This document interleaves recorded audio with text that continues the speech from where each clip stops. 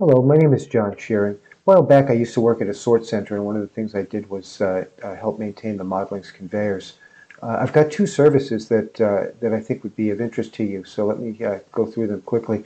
The first one is aside from maintaining the modeling's conveyors, I used to write the AI software, and in this case, I wrote software to find clustered packages on a conveyor. So here we can see that the box is just too close to the package, and when they go through the scanning tunnel, there could be an issue with the barcodes. The barcode readers getting confused because the packages are too close together. So what my system did was it would it would identify any packages that were too close together, and then it would kick them out. So anyway, that type of thing can be useful for all sorts of stuff like detecting clusters, of course. See, if packages are too big, it can kick those out, or it can find broken packages. There's all kinds of reasons why you would want to have an AI examine things that are going on your conveyor system that you can't pick up with a sensor. So that's service number one. Service number two that I can offer you is, as I mentioned, I used to maintain these conveyors, and we liked working with the conveyors, but every once in a while, something would go wrong, and we just had this really small troubleshooting checklist to go by, and it wasn't enough to cover all the issues that we came across. So what I did was I grabbed a voltmeter and my telephone, and just started taking pictures and recording what the system should look like in different states of operations of the master machine and the subordinate machines. And then I wrote basically three sections: getting familiar with the system, and another deeper, how does it all work, and then finally the troubleshooting steps. So we go through all of that in this document. It's a pretty long document. Uh, and that worked pretty well. We could give the document to a relatively inexperienced electrician, and they'd be able to, inexperienced with your system, and they'd be able to troubleshoot any issue in no time at all. So that worked out pretty well. But later on, I became interested in something called retrieval augmented generation, and so what I did was I took this document, the troubleshooting manual, and I fed it into the system, and actually wrote this section of this system myself. And basically, what it does was when you feed it into the system, it identifies all these different parts of the document, and identifies how they should be used to describe everything, and it creates a knowledge graph. So all the stuff that you just saw over here is now represented, showing the different facts and how they're related to each other. So you can see the biggest one is the stop-start circuit, and it's related to all these other things like the different wires and the different relays and all that sort of stuff. But we've got other things too. We've got troubleshooting help here, what the different problems are. And then if we go over here, we've got questions to ask. This tells you something about the master machine and all its relations. So it knows a lot about the system simply by reading the troubleshooting manual that I wrote. And the reason it matters is because if we go over here, we should be able to get some help from the system. And we'll say, for instance, what documentation is available. I'll type that in. What documentation is in well, okay, I'm not a fast typer, but here we go. Now, while I'm doing the screen recording, the system is going to take a little longer to respond than it normally does because it's using a lot of processing time just for the screen recording, but it came up pretty fast. Okay, so it's telling us all these different things, and it also gives us the URL for this. So, for instance, this is your official manual, and that's the URL where we can find your manual. Here's the troubleshooting manual I wrote, and this also has a URL right here. The schematics are here, and there's the URL, so you can get to them, and then your conveyx homepage. Okay, so that was helpful, but now let's assume that the machine is down. Okay, the conveyor system is not working. Can you help? See what it says.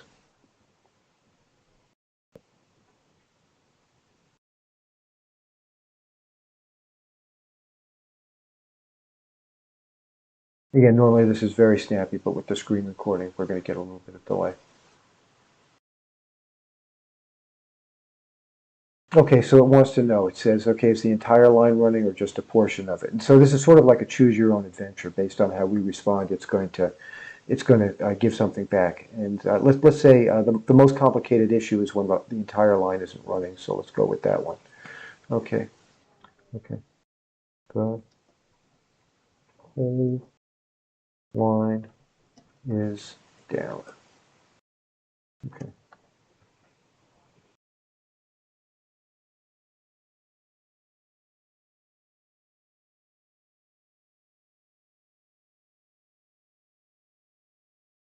So this is the kind of help that one really needs when you've got 60 employees standing around, and they're all waiting for this machine to get back online so they can get back to work, and you don't really have time to read the manual.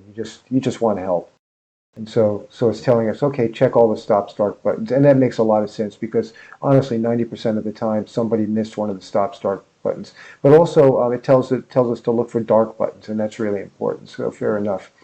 It tells us to inspect the yellow cables and make sure they're all plugged in. Okay, no problems there. Check the bypass switch on the last machine is telling us, and then it's talking about advanced troubleshooting. Okay, let's assume everything else is working. It says, okay, after confirming uh, all the issues persist, a deeper investigation, we could jump wire 110 to the common. This action will bypass the stop-start circuit and cause all the machines to run. Okay, and this is really helpful. This is something I'm sure if we had been able to call you, you would have told us about this. But basically, if you can just jump this wire to common, the wire 110 to common, basically in any machine, all the machines will start running except for the one that you're having a problem with. Like for instance, if it's not plugged in, or if the yellow cable is missing in that machine, or something. You'll definitely be able. Some of the machines will run and some of them won't, based on which ones are running and which ones aren't. You can quickly identify which machine you have the problem with. But every once in a while, we came up with we would do this, and all the machines would run. And that would be typically if, for instance, relay CR01, for example, or CR1. If that would be a bad relay, all the machines would run when you jump that wire 110 to common. And in that situation, well, how do you tell which machine is the bad machine if you've got 100 machines? And so we can let's tell the AI that all the machines are running.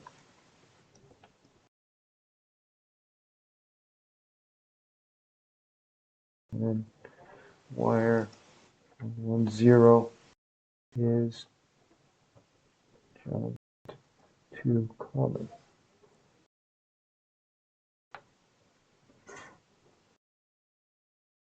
Let's see if it gives us any more help. And this is about the worst situation that we're going to have to deal with. Everything else,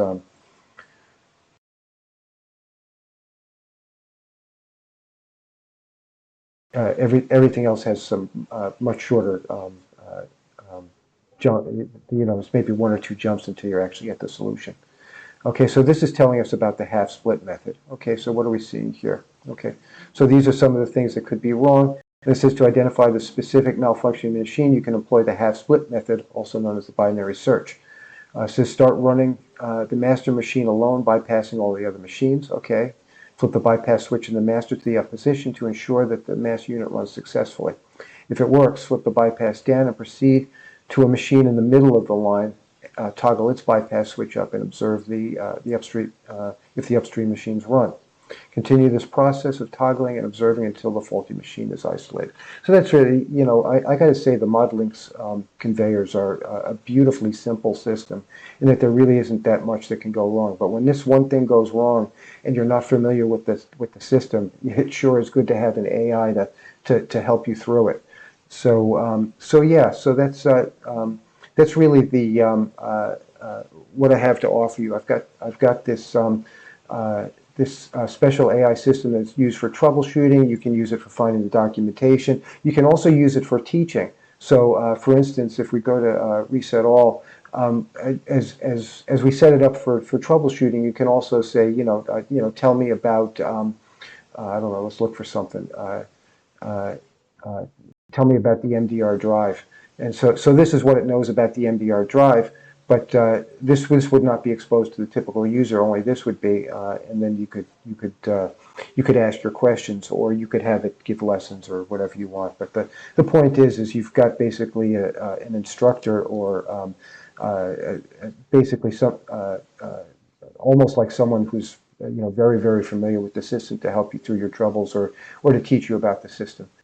So in closing, I think there's two ways I can help you.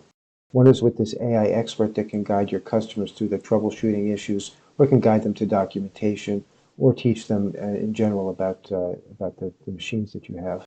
And the other is this, we'll call it an AI watchdog, that can keep track of things on your conveyor that sensors can't pick up. Things that usually require a human being to monitor, you can now monitor with an AI and take the appropriate action automatically.